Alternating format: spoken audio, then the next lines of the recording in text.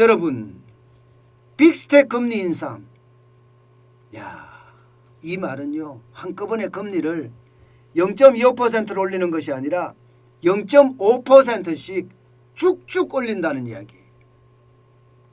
물론 0.5%를 두 번, 세 번 이렇게 올리지는 못하겠죠.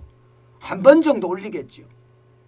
마치 2020년 3월에 B컷을 했잖아요. B컷, 그죠? 0.5%를 내렸습니다.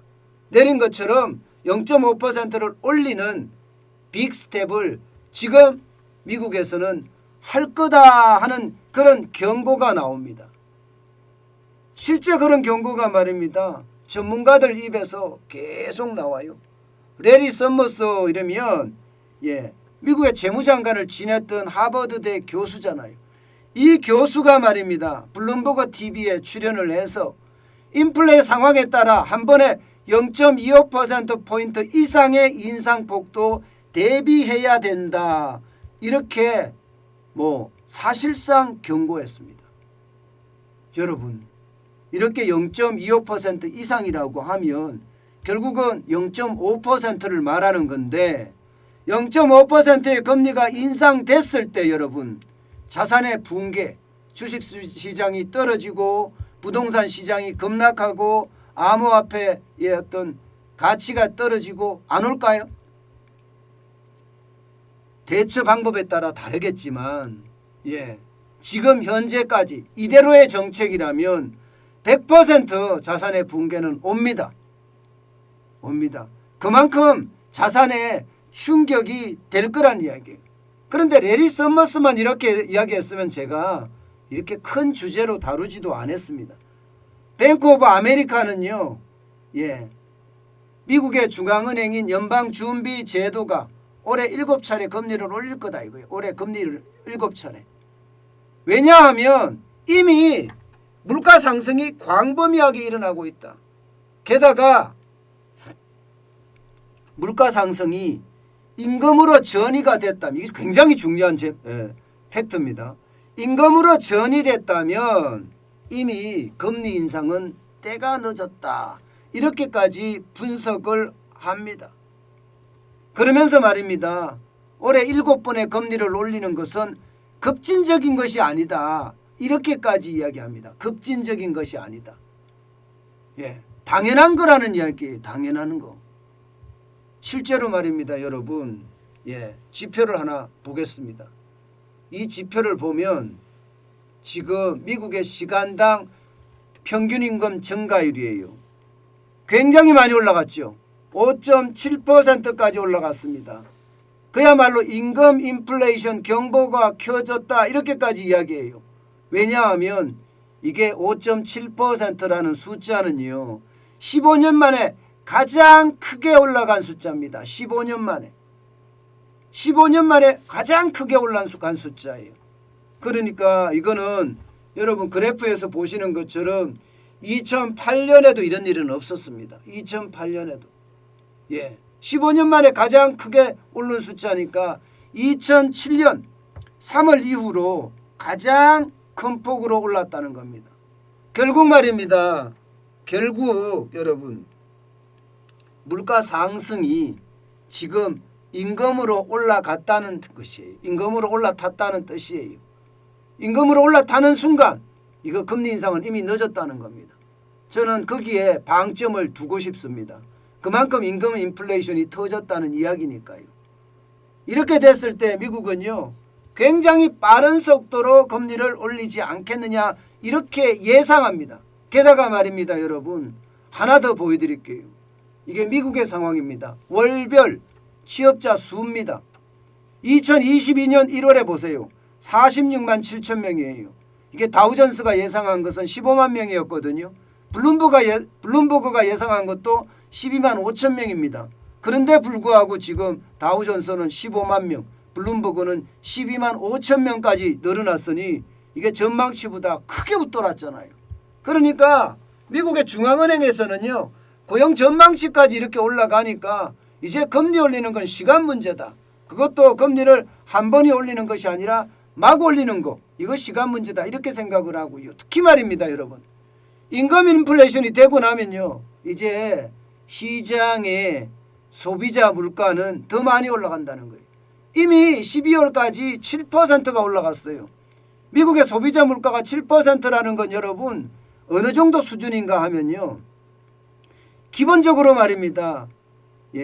우리가 오일 쇼크라고 하는 1차나 2차 오일 쇼크가 두 자릿수였거든요. 두 자릿수. 10%에서 많게는 15%까지 물가가 올라갔었단 말입니다. 그러면 만약에 7%가 더 올라서 1월 달에 더 올라서 8%까지 갔다. 이러면 여러분 시체말로 알짤없습니다. 무조건 금리 인상합니다. 그것도 빅 스텝이 될 가능성이 큽니다. 빅 스텝이 됐을 때 우리에게 충격이 없을 거냐?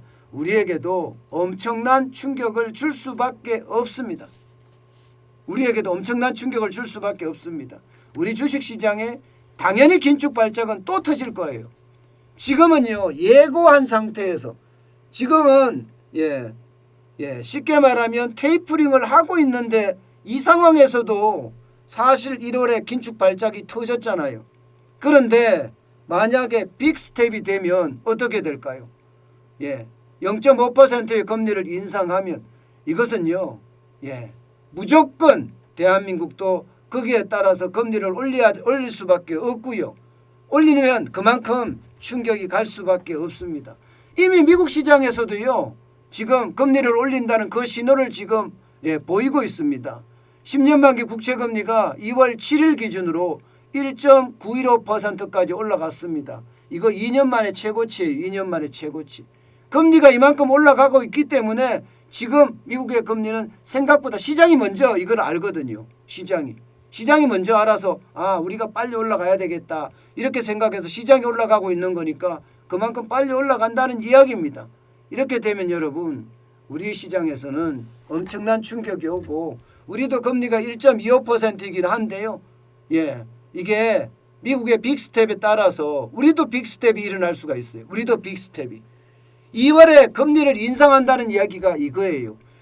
문재인 대통령이 국무회의에서 금리에 대한 이야기를 꺼냈습니다. 서민 부담이 너무 많아지는 것 아니냐 이런 이야기까지 꺼냈는데 결국은 금리 인상하지 말라는 이야기인데 금리 인상 안 했다가 자칫 말입니다. 긴축 발작이 더 커질 수도 있다는 이야기입니다. 긴축 발작이. 지금 현재까지는 미국은 무조건 올해 4번 이상은 무조건 인상을 한다. 이렇게 이야기합니다. 우리는 4번 이상 인상하게 되면 우리는 최소 2번, 많으면 3번 인상을 해야 됩니다. 최소 2번만 인상했을 때도 금리가 기준금리가 1.75가 되는 거고요. 3번을 인상하면 2%가 됩니다. 여러분 금리가 2%가 되면 이게 0.5%에서 2%로 오르는 거기 때문에 그것도 거의 1년 만에 오르는 거기 때문에 그 충격은 굉장히 커질 거예요. 당연히 주식시장에서는 저는 또 한 번의 긴축 발작이 터질 가능성이 있다고 보고 있고요. 금리가 또 2%까지 오르면 대출금리도 지금 6%가 7% 후반까지도 올라갈 수가 있거든요. 7% 후반까지. 그러면 주택담보대출을 많이 받았던 사람들 거기에 대한 충격 크지 않을까요? 저는 그 어느 때보다 크다 생각하고요. 특히 2030들의 이 패닉 바잉 있잖아요. 패닉 바잉. 이 문제 말입니다. 자칫 잘못하면 패닉 바잉 자체가 사회 문제로까지도 비화될 가능성 굉장히 큽니다. 왜냐하면 그들의 금리를 너무 많이 그들의 어떤 부채가 원금을 갚아야 되잖아요. 이자도 갚아야 되잖아요. 만약에 못 갚고 줄 디폴트라고 해야 되나요? 줄줄이 디폴트가 일어나면 지금 그런 상황까지 올 수 있다는 이야기예요. 2030이 패닉 바잉하면서 집을 사서 줄줄이 디폴트가 일어나면 그게 바로 이제 자산 붕괴가 되는 그런 현상이라고 볼 수 있습니다. 그만큼 자산 붕괴는 그렇게 멀리 있지 않습니다. 지금 정부가 이야기하는 것과 굉장히 다릅니다. 우리가 반드시 명심해야 될 게요.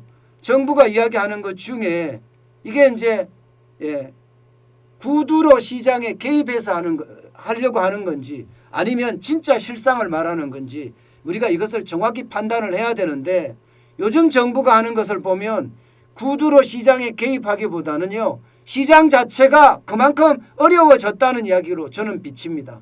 그렇기 때문에 그 어느 때보다 여러분 예, 경제 위기의 어떤 감이 지금 더 커질 수 있다 이런 이야기니까 여러분 반드시 절대 무시하지 말아야 됩니다.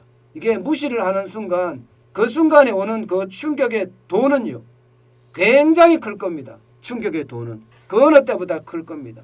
그러니까 여러분들 정환진 TV를 보시면서 이게 하나하나 위기를 어떻게 극복할지 그리고 기회를 어떻게 잡을지 그에 대한 방안을 찾았으면 합니다.